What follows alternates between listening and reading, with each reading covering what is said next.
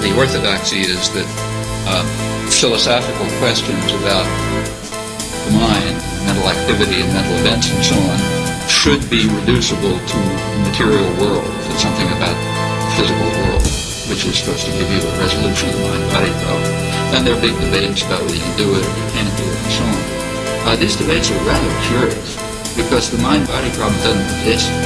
And it doesn't exist because it was demolished by Isaac Newton 3 centuries ago.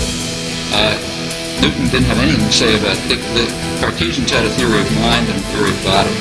In fact, science altogether had a theory of body. It was called the mechanical worldview, and it was very common-sensical. The mechanical, it probably is our common-sense picture of the world.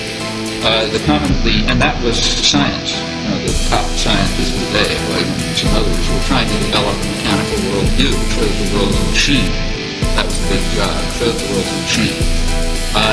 And then Descartes came, his argument was, well, yeah, the world's a machine, and everything's a machine except the creative aspect of languages and some other things like that, which don't seem to be duplicable by automata. So that's the second substance, that's mind.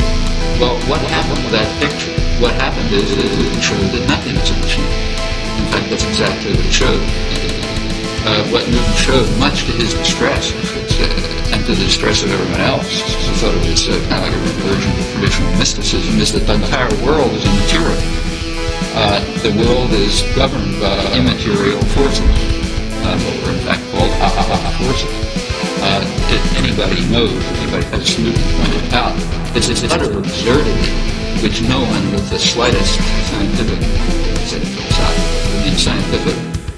understanding would believe that one object can influence another if they're not in contact. That is a total absurdity, and it certainly is a common sense absurdity. It just happens to be true.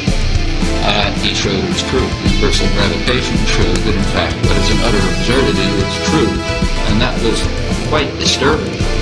But the effect of it was to show that the world isn't a machine. In fact, nothing's a machine. Even simple terrestrial and planetary motion aren't mechanical. Mechanical world picture was demolished. It's commonly said now, it's common these days in philosophy and elsewhere to deride theories of the mind as being a ghost in a machine, and we've got to exorcise the ghost. But what's forgotten is that Newton exorcised the machine. So that he left the ghost untouched. He had nothing to say about the theory of mind. He, in fact, assumed that somehow if we ever figured this stuff out, it would incorporate mind. But it was left as a total mystery, and it remains a total mystery. In fact, it's just gotten more mysterious since, as physics has introduced more and more crazy ideas to try to account for what goes on in the world. So there is no notion of material, and there's no notion of physical, and there's no notion of body, and so on. Hence, there cannot be a mind-body problem. What there is just various aspects of the world, and try to understand them the best you can, and unify your understanding as best you can. But I don't think that anyone has formulated a coherent version of the mind-body problem since the 17th century. So it's not at all clear to me, at least, what people are arguing about when they say they think that the mind can be reduced to the body, or they don't think it can, or whatever. Since there's no notion of body, the debate doesn't seem to be about anything. But the problems remain. The problems of of the mental aspects of the world, they remain, and they remain for the most part unsolved. In science, there are never proofs that a certain theory is absolutely 100% correct. It is necessarily provisional because there could always be an experiment tomorrow that is in conflict. Science does not prove things.